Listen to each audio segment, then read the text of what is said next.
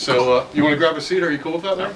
Sure. I mean, you guys have been buddies for many years, so I figured it's kind of monumental that the two of you should. Yeah, it's auspicious. Have you guys seen each other lately, or April? Well, we did a Firefall reunion thing. We could definitely talk about that. Talk about that, because we could do that together. Isn't there a Firefall that's based out of Colorado now? And what is this? You guys are doing your own Firefall thing, or what's the scoop there? No, it was a reunion of the original Firefall. Those left alive. Gotcha. Of which we are proud to be in the alive department. In the alive it's department. Good sometimes, yeah. But it was in April, and it was a live record. So this is my very first solo CD. It's an instrumental record. Oh, okay. Because you got a good voice. Yeah, it's funny. I didn't even want to sing on it. No, you got a good voice. It's a good harmony voice. So finish the thought on the Firefall reunion. You guys did some recording of the gigs, or what's we recorded a live concert. April in Boulder. In Boulder, the Boulder Theater. Kind of a sold-out crowd there. It was a couple of days rehearsal, and then we did this show, and it felt like it went really well. It did. Nice. It went really what kind of attendance? I'm just curious. It was sold out. Nice. Yeah, it was packed, but it was fun, and there will be a DVD and an audio CD at some point available. The Jock Bartley is the owner of the Firefall brand. Gotcha. But he invited David Muse and Larry and I from the original band, and Joe Lala. Yeah. Percussionist. Yes, and yeah. Yeah, Manassas. Yeah, sure. Man. And the other Firefall guys, Sandy, Fika. These are guys in the band now. Hopkins. Yes. Gotcha. Right. And also Jock's son actually played drums on a couple of things. Yes. And he was pretty extraordinary. Yes. I thought I was not nuts on the idea. I'm going, I don't know your son.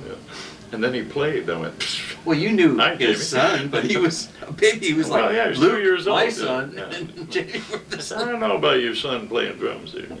And then he played, and I went, Jesus Christ. So, why an instrumental CD? How come you didn't want to sing? I mean, I haven't heard it. I got to admit it, but does the material just not lend itself to the vocals, or what's the? I'm not a lyricist. Yeah. And I just wanted this to be a real personal statement. And what I do is I create moods, you know, and I do it with my bass within a song, and sometimes I'll collaborate with people, right, and we'll create a song. And these are just musical thoughts that I developed, and but I just never even wanted to go to the vocal realm. It's interesting, even. Okay. I mean, because you do great backup vocals, man. It's so good, and Scrappy sounded good too, man. You guys are great, man. Well, Scrappy's a singer-songwriter. Is he? Okay. So. Oh yeah. So, but and Fogelberg, when I was playing with him, said, "Oh, maybe." He said, he made you sing, didn't he? Yes, he said, "I want you to sing." I know, and I did it, and I had a good experience. You got good. Going way back, what made you pick up the bass? I mean, you're from. I read the wiki on you, and basically it said you're from an acting family. I guess one of your parents was an actor, right? My father, yeah. Yeah. Okay. So. It seems to me like there's a lot of actors or people from actor families that end up getting into music also. I guess the grease paint's in the blood and stuff. I think so. Yeah. So how'd you get into playing bass? It was one of those things where one of my high school bands. Yeah. We had a killer bass player, and he left, and it was just I had to take the bass over the So your brother was playing guitar at the time too, right? Right. Okay, so, and then eventually you guys teamed up, and I guess you met Randy California. Is that kind of the short of it after having been in Canned Heat, or what? How did that sort of go to? Jay Ferguson and I went to junior high and high school together. Yeah. And Jay's brother Tom Ferguson knew Randy, and we put a band together. Tom said, "Oh, Randy would be a good player," and we put this group together called the Red Roosters. And we played locally around the LA scene, and Randy and Cass moved to New York, where Randy, of course, met up with Jimi Hendrix, and played with Jimmy James and the Blue Flames. Yeah, yeah. And at that point, I joined Canned Heat, and this was like fresh out of high school. Oh, okay, so you were graduated actually from like high school. 17, 18 years old at that Correct. time. I graduated from high school in 1965. I was 17. Gotcha. And like, I don't know, that year I think I joined Canned Heat, and we were putting the Red Rooster thing together, and then Cass and Randy split.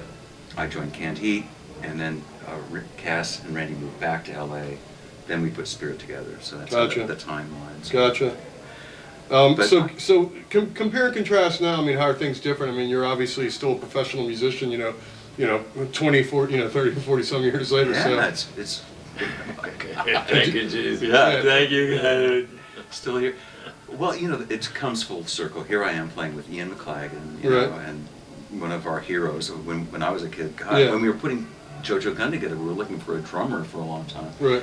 Going, oh God, if we could get somebody that could play like Kenny Jones, and to be playing with Mac now is really an honor and all that. And of course, we have so much in common. JoJo Gunn opened up for the Faces. Right. The photo of on the box set is a photo that Dan Shannon, JoJo Gunn's roadie, took on Nice. stage after our set. Sweet. You know what I'm saying? So I guess that's when you encountered Ian first, was as an opener.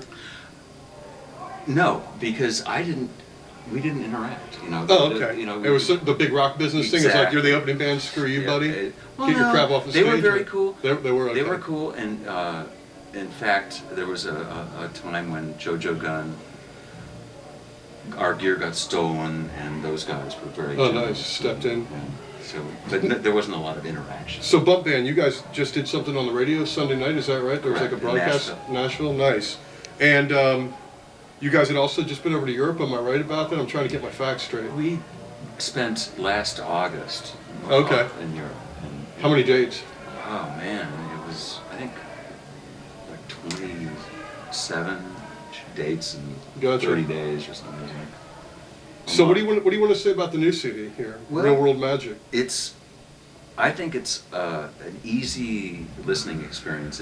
It's very, I don't know. It's a love. It's a very personal statement. Yeah. It's not very taxing on the. What do you think? I think that right there is the funniest title for a song I've heard in my life. Oh no, bass. Oh no, a bass. But I just want people to. That is pretty sweet. Oh no, a bass solo. It's just it's.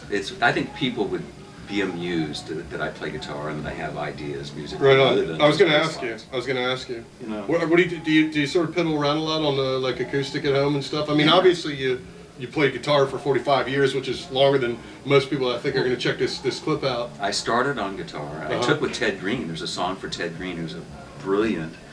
He's no longer here, but he was a wonderful teacher.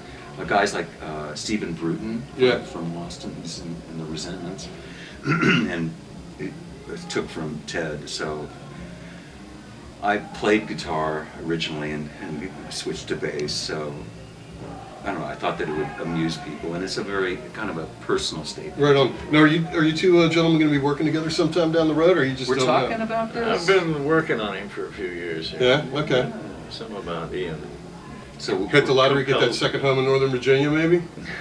well, we're talking about maybe getting together and doing some of Larry's new material, Nice. and working with Joe Lala, and maybe doing a trio, maybe Nice. do some of this stuff and some Firefall. Yeah. No, that'd be totally sweet. What about your show? What's your deal? I've got a radio show, but also I've got a YouTube channel, and Daily Motion, which is like a YouTube competitor, is giving me they're gonna like make me a partner. So hopefully I'm gonna be like, hey, look, I'm talking to Mark Andes and Larry from Firefall. You want to give us a feature clip for a day or two? So that's happening real soon. Like I've been bugging them, so I'm actually like, you got to put yourself out there. It's like I do all kinds of crap. I got my own little punk rock show coming up here April 5th, and Ian's called my radio show, which was big. I mean, it's amazing stuff. So cool. You got to have fun with it, man. I want to learn. I can't wait. I can't wait to hear this, man. It's mellow, but If it's mellow and it's just fun, that's all I care about, There you man. go. Honestly, I don't even listen to a lot of rock these days. I've been buying South American albums, like just listening to There you stuff, go. cumbia and like cumbia you music need to and. cleanse the palate sometimes. Totally. And this